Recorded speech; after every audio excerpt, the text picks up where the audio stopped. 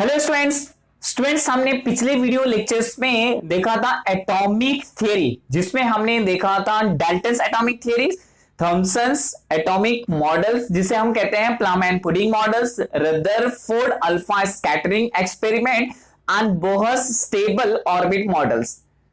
Students आज के video lectures में हम बात करेंगे एटॉमिक स्ट्रक्चर्स के बारे में। तो हमने पिछले वीडियो लेक्चर्स में ये देखा कि किस किस साइंटिस्ट ने जो एटॉमिक थियरी दिया और एटम्स के जो पार्टिकल्स से यानी एटॉमिक स्ट्रक्चर्स को डिस्क्राइब किया।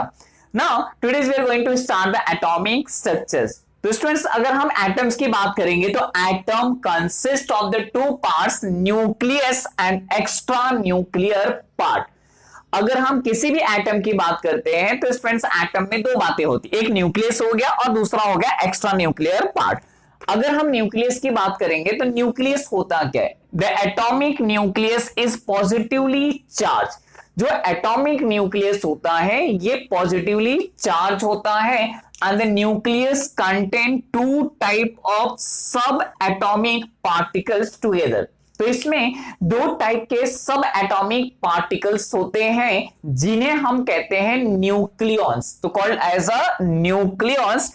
अब ये न्यूक्लियॉन्स में कौन कौन से दो फंडामेंटल पार्टिकल्स है स्टूडेंट्स? तो न्यूक्लियॉन्स में है protons and neutrons are two types of nucleons, यानी प्रोटॉन्स और neutrons put together form a nucleons.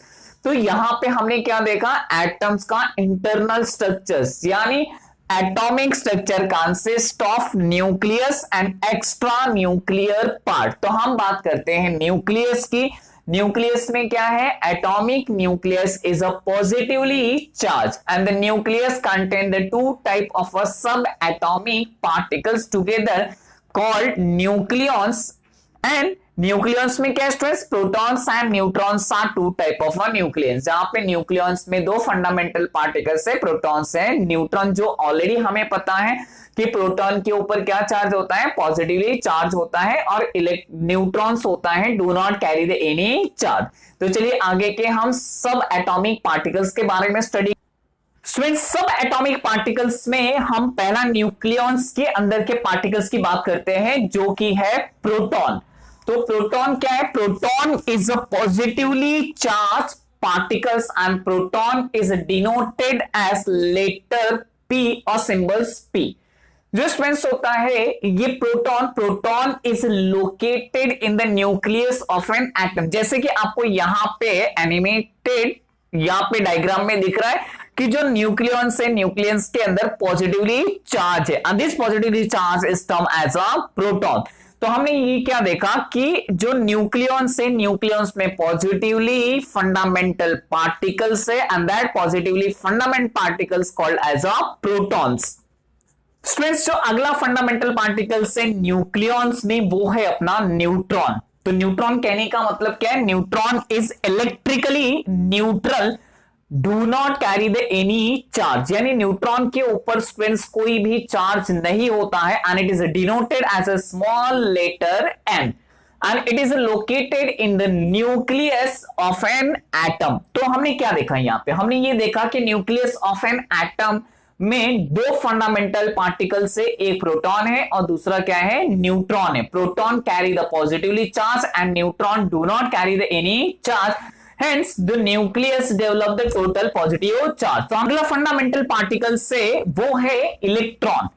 Electron is negatively charge particle. जो इलेक्ट्रॉन्स होता है वो क्या फ्रेंड्स? नेगेटिवली चार्ज पार्टिकल से विच है denoted as a letter E, और उसके ऊपर हम माइनस साइन भी डाल सकते हैं क्योंकि जो हमारा इलेक्ट्रॉन से electrons carry the negatively charge. Students, electrons revolve around the nucleus of an atom in a specific orbit, जो कि ऑलरेडी हमें पता है कि इलेक्ट्रॉन नेगेटिवली चार्ज होता है और ये इलेक्ट्रॉन्स न्यूक्लियस के जो ऑर्बिट है उसमें अलग अलग ऑर्बिट में रिवॉल्व करता है। तो स्टूडेंट्स यहां पे हमने देखा फंडामेंटल पार्टिकल्स के बारे में जो कि अपना फंडामेंटल पार्टिकल्स क्या था, proton, neutron and electron. Proton carry the positively charge, neutron do not carry the any charge यानी neutral in nature, and electron carry the negatively charge. तो ये हमने देखा फंडामेंटल पार्टिकल्स। अब हम बात करते हैं इन्हीं फंडामेंटल पार्टिकल का इस्तेमाल करके हम डिफाइन करेंगे atomic mass number and atomic number. Students अगला टॉपिक है अपना atomic number. Students atomic number कहने का मतलब होता है कि number of proton present in a nucleus, same number of electrons revolve around a nucleus. यानी जितना प्रोटॉन न्यूक्लियस में प्रेजेंट है उतना same number of electrons nucleus के चारों तरफ रिवॉल्व करता है डिफरेंट ऑर्बिट में। तो स्टूडेंट्स यहां पे हम बात कर सकते हैं नंबर ऑफ इलेक्ट्रॉन और प्रोटॉन, नंबर ऑफ इलेक्ट्रॉन और प्रोटॉन, हालांकि दोनों के नंबर क्या होते हैं, सेम होते हैं।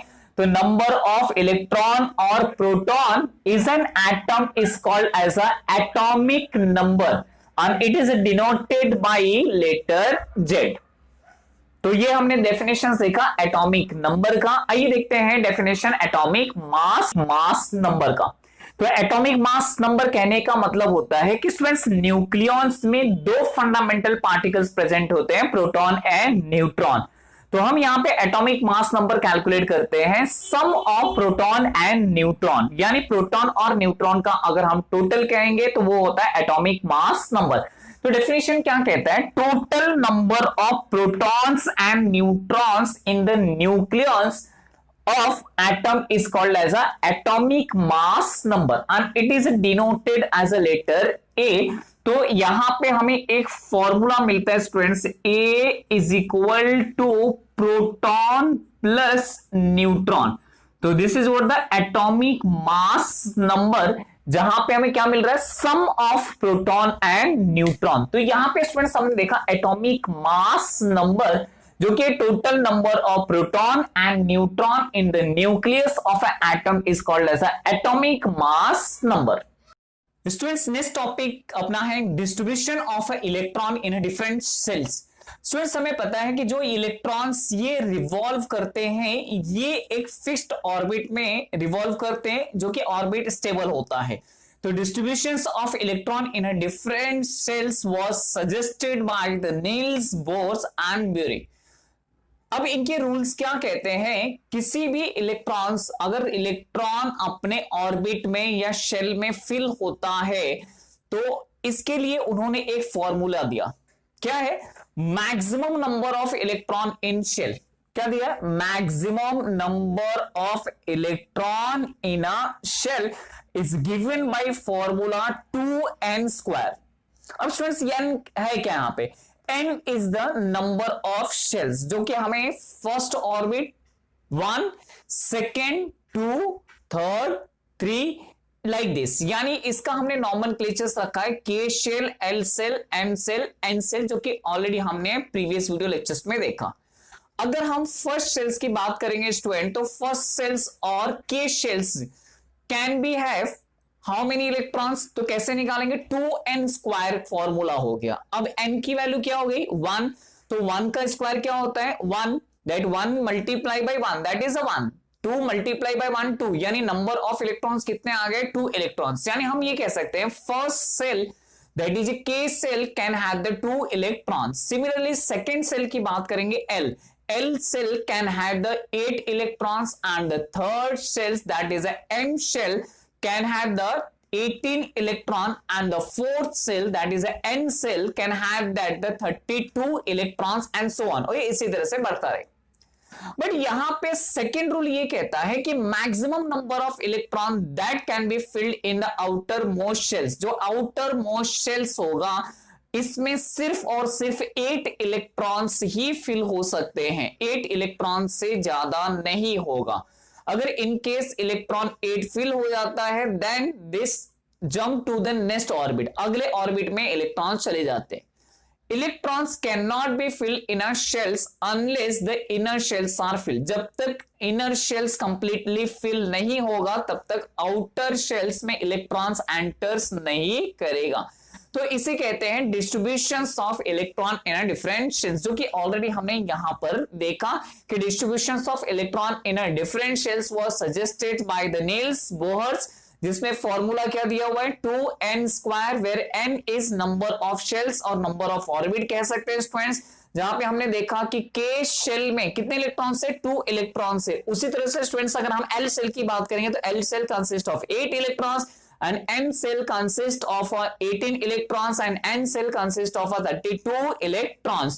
यहां पे एक और रूल पता चला कि maximum number of electrons that can be filled in outer most shell, जो आउटर मोस्ट शेल्स होगा उसमें सिर्फ 8 इलेक्ट्रॉन ही फिल हो सकता है, and electron can not be fill in a cell.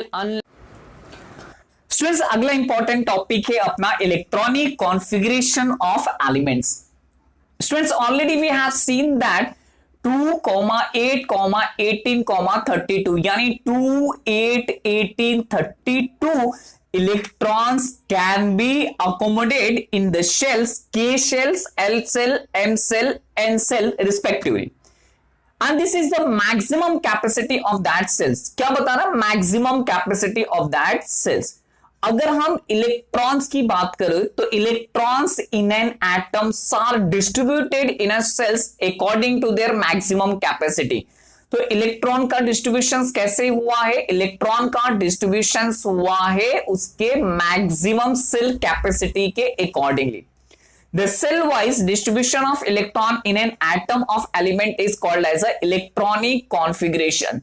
तो इलेक्ट्रॉनिक कॉन्फ़िगरेशन का स्टूडेंट्स यहां पे बहुत सिंपल सा डेफिनेशंस कहता है the arrangement of a electron in a different shells, different orbit भी कह सकते हैं, जहां पे हम इलेक्ट्रॉन को शेल वाइज डिस्ट्रीब्यूट कर रहे हैं एलिमेंट्स के, तो इसे कहते हैं इलेक्ट्रॉनिक कॉन्फ़िगरेशन। तो आप इस तरह से ध्यान में रखिए, electronic configuration is the arrangement of a electron in a different orbit eight their energy value. Students यहां पे एक इंपॉर्टेंट पॉइंट्स आपको ध्यान में रखना है कि each electrons has the definite energy, हर एक इलेक्ट्रॉन्स का एक डेफिनाइट एनर्जी है, और ये एनर्जी कैसे होता है? Is present in a shell which is present, यानी कौन से ऑर्बिट में कौन से सेल में ये इलेक्ट्रॉन प्रेजेंट है ये डिपेंड करता है उसके लिए। तो K shell is a lowest, अगर कोई इलेक्ट्रॉन सपोज के सेल में है तो के सेल में उस इलेक्ट्रॉन्स की एनर्जी वैल्यू सबसे लिस्ट होगी, सबसे लोवेस्ट होगी। And energy of electron in a subsequent shells goes on increasing, जैसे जैसे हम K shell, L shell, M shell, N shells में एंटर करते जाते हैं, यानी न्यूक्लियस से दूर होते जा रहे, वैसे इलेक्ट्रॉन्स की एनर्जी इंक्रीज होती जाती है। The electronic configuration of element is such that the energy of all electron together in maximum possibles. Electrons get a place in a cells. जो इलेक्ट्रॉन से ये एक ऑर्बिट में प्रॉपर प्लेस इनको मिलता है, where the maximum capacity of electron cells and atoms are increasing order of energy. तो हमने क्या देखा कि यहां पे increasing order of energy value है। तो चलिए कुछ देखते हैं यहां पे electronic configurations of some elements. Topic है अपना इलेक्ट्रॉनिक कॉन्फ़िगरेशन से देखते हैं हम इलेक्ट्रॉनिक कॉन्फ़िगरेशन किस तरह से डिड्यूस करते हैं। तो फर्स्ट हम यहां पे कुछ एलिमेंट्स लेते हैं स्टूडेंट्स, जो कि है hydrogen, helium, beryllium, boron, carbon, nitrogen, oxygen and fluorine. ये इनिशियल 10 एलिमेंट्स में से कुछ एलिमेंट्स हैं, तो इनके हम देखेंगे कि हम इलेक्ट्रॉनिक कॉन्फ़िगरेशन किस तरह से लिखते हैं। सबसे पहले ये हो गया नेम ऑफ एलिमेंट्स, तो ये सभी एलिमेंट्स के नेम है, इसे हम क्या कहते हैं सिंबल फॉर्म में रिप्रेजेंट करते हैं। हाइड्रोजन को हम सिंबल फॉर्म में लिखते हैं H, and helium is represent as HE, beryllium BE, boron B, carbon capital C, nitrogen capital N, oxygen O and fluorine that is a F। तो students यहां पे हमने सिंबल का इस्तेमाल किया, जब भी हम किसी भी एलिमेंट्स को रिप्रेजेंट करते हैं ये सिंबलिकल फॉर्म में हम रिप्रेजेंट करते हैं, तो ये हमने यहां पे सिंबल का इस्तेमाल किया। स्टूडेंट्स हमें इलेक्ट्रॉनिक कॉन्फ़िगरेशंस लिखने के लिए सबसे इंपॉर्टेंट चाहिए एटॉमिक नंबर, क्योंकि हमें पता है कि अगर एटॉमिक नंबर पता है तो हमें नंबर ऑफ प्रोटॉन और नंबर ऑफ इलेक्ट्रॉन्स पता होंगे।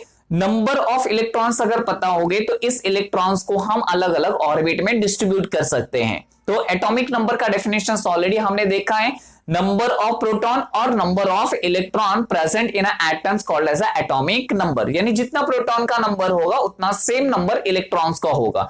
तो यहां पे हम क्या कर रहे हैं, इलेक्ट्रॉन को अलग अलग ऑर्बिट में हम अरेंज कर रहे हैं, इसी को हम कहते हैं electronic configurations, that arrangement of a electron in a different orbit और शेल। तो स्टूडेंट्स अगर हाइड्रोजन का मैं एटॉमिक नंबर देखूं तो हाइड्रोजन का एटॉमिक नंबर होता है 1, हीलियम का एटॉमिक नंबर होता है 2, बेरिलियम का एटॉमिक नंबर होता है स्टूडेंट्स 4, बोरॉन का atomic number 5, carbon 6, nitrogen 7, oxygen 8 and fluorine 9। ये जो सभी मैंने लिखा हुआ है ये क्या हो गया है, एटॉमिक नंबर। एटॉमिक नंबर यानी क्या हो गया, number of proton and the number of electrons that will be the same. अब हमें इलेक्ट्रॉन को क्या करना है, हमें डिस्ट्रीब्यूट करना है। तो हमें पहले पता है कि फर्स्ट ऑर्बिट में कितने इलेक्ट्रॉन्स आ सकते हैं, 2 इलेक्ट्रॉन्स आ सकते हैं, जो कि हमारा के शेल है। के शेल, के orbit consist of only 2 electron. तो ये हम क्या करते हैं, यहां पे एक शेल बना लेते हैं, फर्स्ट के एल और ये हो गया हमारा एम। तो हाइड्रोजन के लिए के शेल में कितना जाएगा, 1 इलेक्ट्रॉन, यानी इसकी हाइड्रोजन की जो इलेक्ट्रॉनिक कॉन्फ़िगरेशन हो गया 1। उसी तरह से हीलियम के शेल में एंटर करेगा 2। अब देखिए हीलियम के शेल में एंटर कर गया, यानी इसका इलेक्ट्रॉनिक कॉन्फ़िगरेशन क्या हो गया, 2 हो गया। अब बेरिलियम की बात करेंगे, बेरिलियम के शेल में 2 इलेक्ट्रॉन्स एंटर करेगा, सिर्फ इसकी कैपेसिटी 2 होती है। तो अगर 2 इलेक्ट्रॉन्स एंटर कर गया तो रिमेनिंग कितना बचा, that is 2 electrons and these 2 electrons enter in L shell. Similarly for the boron, boron का first 2, then L shell consists of 3, for carbon 2 electron in K shell और जो रिमेनिंग है वो 4 शेल। क्योंकि हमने ये देखा कि जो मैक्सिमम कैपेसिटी होती है शेल की वो होती है 8 electrons can be enter in outer most shell, outer most में 8 होना चाहिए। तो ये हो गया 4, then it is what the 2,5, यानी K shell consist of 2, L shell consist of 5 and here 2, similarly L cell consists of 6 and 2 and L cell consists of 7। अब अगर हमें यहां पे थर्ड सेल स्टूडेंट्स नहीं है तो क्या करते हैं, इसके इलेक्ट्रॉनिक कॉन्फ़िगरेशंस न्यूमेरिकल्स फॉर्म में लिख देते हैं, जिससे हाइड्रोजन का इलेक्ट्रॉनिक कॉन्फ़िगरेशन क्या हो गया 1 और हीलियम का कितना हो गया 2। उसी तरह से बेरिलियम का हम ऐसे लिखेंगे 2,2 and next boron that is a 2,3, 2,4 and 2,5 and here 2,6 and 2,7। तो स्टूडेंट्स हमने यहां पे देखा इलेक्ट्रॉनिक कॉन्फ़िगरेशंस, यानी किस तरह से हम इलेक्ट्रॉन को अरेंज करते हैं डिफरेंट ऑर्बिट में। तो first orbit consist of a के शेल मैक्सिमम 2, सेकेंड ऑर्बिट कितना मैक्सिमम रहेगा 8, अगर 8 से ज्यादा रहेगा तो it's enter into third orbit यानी m जाएगा। तो यहां पे m शेल में कोई इलेक्ट्रॉन्स नहीं गए, इसके लिए हमारा कंडेंस इलेक्ट्रॉनिक कॉन्फ़िगरेशंस हो गया इस फॉर्म में। तो स्टूडेंट्स हमने यहां पे टॉपिक कवर किया। स्टूडेंट्स अगला जो टॉपिक है वो टॉपिक है वैलेंसी। तो वैलेंसी कहने का मतलब क्या होता है students, valency is a combining capacity of an atom of an element, यानी वैलेंसी एक कंबाइनिंग कैपेसिटी होती है एक एटम के लिए एक एलिमेंट का। क्योंकि स्टूडेंट्स सभी एलिमेंट्स अपने आप को स्टेबल होना चाहते हैं, तो एलिमेंट स्टेबल होने के लिए या तो ये इलेक्ट्रॉन को डोनेट करते हैं या इलेक्ट्रॉन एक्सेप्ट करते हैं या इलेक्ट्रॉन शेयर करते हैं। तो ये जो इलेक्ट्रॉन को डोनेट करते हैं, एक्सेप्ट करते हैं या शेयर करते हैं, उसी नंबर को हम कहते हैं वैलेंसी। तो वैलेंसी एक नंबर है। The electron present in outermost shells of an atom is called as a valence electron। तो वैलेंसी जो होती है डिटरमाइन की जाती है वैलेंस इलेक्ट्रॉन से। और स्टूडेंट वैलेंस इलेक्ट्रॉन क्या कहता है, इलेक्ट्रॉन प्रेजेंट इन आउटर मोस्ट शेल्स, यानी आउटर मोस्ट शेल्स में जो भी इलेक्ट्रॉन प्रेजेंट है उससे हम क्या करते हैं, वैलेंसी को डिटरमाइन करते हैं, उस इलेक्ट्रॉन्स को हम कहते हैं वैलेंस इलेक्ट्रॉन। स्टूडेंट्स यहाँ पे एक इंपॉर्टेंट नोट्स आप ध्यान में रखिए, if an atoms outer most shell is completely filled, अगर उसमें आउटर मोस्ट सेल में 8 इलेक्ट्रॉन है, या फिर फर्स्ट ऑर्बिट के शेल में 2 इलेक्ट्रॉन से, और अगर ऑर्बिट एक ही है, के शेल का ही है, तो that is a least reactive and their combining capacity is 0। तो ये जो एटम्स होते हैं इसको कहते हैं इनर्ट गैस और नोबल एलिमेंट। ये एलिमेंट्स कभी भी आउटर मोस्ट जो रहता है इलेक्ट्रॉन्स ये कंबाइन होते नहीं है, तो कंबाइनिंग कैपेसिटी इनकी होती है 0।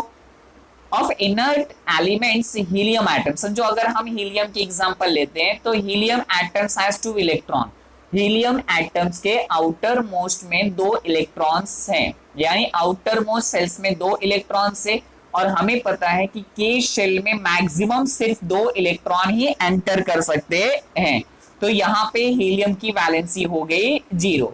The atoms of other elements, suppose अगर हमने दूसरे एलिमेंट्स की बात किया जिसमें 8 electrons in their outer most shells, अगर उनके आउटर मोस्ट शेल्स में 8 इलेक्ट्रॉन हो जाते हैं तो outer most shells having the octet configuration, उसको कहा जाता है कि आउटर मोस्ट जो सेल है उसने अपने कॉन्फ़िगरेशंस को अचीव किया, that is what the octet configuration. Octet का मतलब होता है 8 और 2 का मतलब होता है डुप्लेट।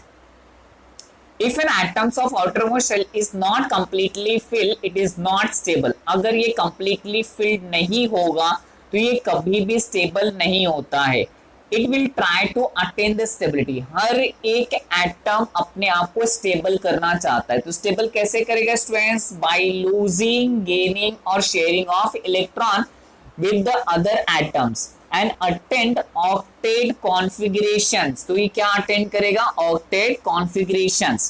तो number of electron lost, gain और शेयर, तो हम ऐसे कह सकते हैं number of electrons lost, gain और share by an atom to attend octave configuration is a combining capacity। ये हो गई उसकी कंबाइनिंग कैपेसिटी, यानी कितना इलेक्ट्रॉन वो लूज कर रहा है या कितना इलेक्ट्रॉन वो एक्सेप्ट कर रहा है, वो इलेक्ट्रॉन, नंबर ऑफ इलेक्ट्रॉन को हम कहते हैं कंबाइनिंग कैपेसिटी, और इसी को हम कहते हैं valency of the element. Suppose अगर हाइड्रोजन की बात करें तो स्टूडेंट्स हाइड्रोजन के आउटर मोस्ट ऑर्बिट में 1 इलेक्ट्रॉन है, तो हाइड्रोजन क्या करेगा? 1 इलेक्ट्रॉन अगर उसे मिल जाता है तो हाइड्रोजन की ऑर्बिट क्या है? फर्स्ट ऑर्बिट है, और के शेल में कितने इलेक्ट्रॉन्स होने चाहिए? 2 इलेक्ट्रॉन्स।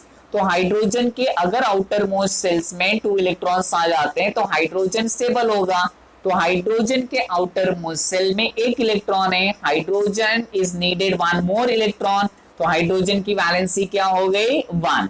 सिमिलरली अगर मैं सोडियम की बात करूं तो सोडियम का इलेक्ट्रॉनिक कॉन्फ़िगरेशन होता है 2,8,1। सोडियम के आउटर मोस्ट में स्टूडेंट 1 इलेक्ट्रॉन है, अगर सोडियम अपना 1 इलेक्ट्रॉन डोनेट कर देता है तो सोडियम बिकम द स्टेबल, यानी 2,8 हो जाएगा, तो हेंस द सोडियम वैलेंसी कितनी हो गई? 1। तो जितने इलेक्ट्रॉन्स ये लूज करते हैं, जितने इलेक्ट्रॉन्स गेन करते हैं, ये इलेक्ट्रॉनिक कॉन्फ़िगरेशंस में हम देखते हैं इसकी वैलेंसी। अगर फ्लोरीन की बात करें तो fluorine can easily gain 1 electron and become stable, so it's valency is 1। Oxygen can easily gain 2 electron, oxygen 2 electron gain करेगा, तो इसकी वैलेंसी क्या हो गई? 2। उसी तरह से nitrogen can easily gain 3 electron, so it's valency is 3। तो हमने यहां पे देखा वैलेंसी। तो स्टूडेंट्स एक काम, स्टूडेंट्स आइए देखते हैं फर्स्ट 20 एलिमेंट्स की वैलेंसी। तो फर्स्ट क्या है? हाइड्रोजन की बात करते हैं। हाइड्रोजन का सिंबल क्या है? H। हाइड्रोजन का एटॉमिक नंबर है 1, नंबर ऑफ प्रोटॉन भी क्या है? 1। अगर नंबर ऑफ प्रोटॉन 1 है तो नंबर ऑफ इलेक्ट्रॉन भी क्या होगा? 1 होगा। अब इसको हम इलेक्ट्रॉन को डिस्ट्रीब्यूट करते हैं डिफरेंट ऑर्बिट में, तो पहला किस में जाएगा? के शेल में जाएगा। तो के शेल में कितना होगा? 1 इलेक्ट्रॉन, क्योंकि हाइड्रोजन के पास 1 है, तो हाइड्रोजन को और कितने इलेक्ट्रॉन्स की जरूरत है? 1, हेंस हाइड्रोजन वैलेंसी इज 1। अब बात करते हैं हीलियम की। हीलियम का एटॉमिक नंबर स्टूडेंट्स 2 होता है, नंबर ऑफ प्रोटॉन कितना 2 एंड नंबर ऑफ इलेक्ट्रॉन भी कितना होगा 2। तो first shell consist of 2 electron, तो के शेल में क्या होगा 2 इलेक्ट्रॉन्स होगा। और स्टूडेंट्स हमें पता है कि के शेल्स अगर हम कहेंगे तो मैक्सिमम नंबर ऑफ इलेक्ट्रॉन सिर्फ 2 होता है, हेंस इट्स वैलेंसी इज 0। तो ये कोई भी इलेक्ट्रॉन को डोनेट नहीं करेगा, गेन नहीं करेगा, लूज नहीं करेगा, हेंस इट्स वैलेंसी इज 0। इसी तरह से लिथियम का देखते हैं। लिथियम का सिंबल है Li, एटॉमिक नंबर है 3। अगर एटॉमिक नंबर 3 है तो नंबर ऑफ इलेक्ट्रॉन्स क्या होंगे 3। तो फर्स्ट सेल यानी के शेल में सिर्फ 2 इलेक्ट्रॉन्स एंटर करेगा, बाकी के इलेक्ट्रॉन्स किस में जाएंगे L शेल में जाएंगे। तो इसका इलेक्ट्रॉनिक कॉन्फ़िगरेशन हो गया 2,1। अब यहां पे लिथियम को अगर स्टेबल होना है तो या तो इसका डुप्लेट कंप्लीट होना चाहिए या फिर इसका ऑक्टेव कंप्लीट होना चाहिए। तो स्टूडेंट्स हमें देखने पे पता चल रहा है कि फर्स्ट ऑर्बिट में 2 इलेक्ट्रॉन्स है, बट सेकेंड ऑर्बिट में 8 इलेक्ट्रॉन्स होने के लिए it's require the 7 more electrons. तो लिथियम क्या करेगा 1 इलेक्ट्रॉन डोनेट करेगा and it's become the stable, hence the lithium valency is 1। Similarly beryllium, beryllium का एटॉमिक नंबर 4 है और इसका जो एटॉमिक नंबर 4 है तो इलेक्ट्रॉन्स भी क्या होंगे 4, हेंस इलेक्ट्रॉनिक कॉन्फ़िगरेशन इज 2,2। अब देखो फर्स्ट ऑर्बिट में 2 इलेक्ट्रॉन है बट द सेकेंड ऑर्बिट में 2 है, इट्स नीडेड मोर 6 इलेक्ट्रॉन। तो क्या करेगा ये 2 इलेक्ट्रॉन डोनेट करेगा and it's become the stable, क्योंकि इसका पहला के शेल ऑर्बिट जो होगा स्टेबल हो जाएगा। तो यहाँ पे इसकी वैलेंसीज क्या हो गई 2। सिमिलरली स्टूडेंट्स बोरॉन की वैलेंसीज क्या हो गई 3, कार्बन की वैलेंसी 4। अब कार्बन के बाद अगर हम नाइट्रोजन देखते हैं, नाइट्रोजन के आउटर मोस्ट ऑर्बिट में 5 इलेक्ट्रॉन से, तो अगर 5 इलेक्ट्रॉन से मींस अगर नाइट्रोजन को 3 इलेक्ट्रॉन्स कहीं से मिल जाते हैं तो नाइट्रोजन की वैलेंसी क्या हो जाएगी 3 होगी, यानी 3 इलेक्ट्रॉन्स गेन करके 5 + 3 क्या होगा 8, यानी इसका ऑक्टेव कंप्लीट होगा, हेंस नाइट्रोजन वैलेंसी इज 3।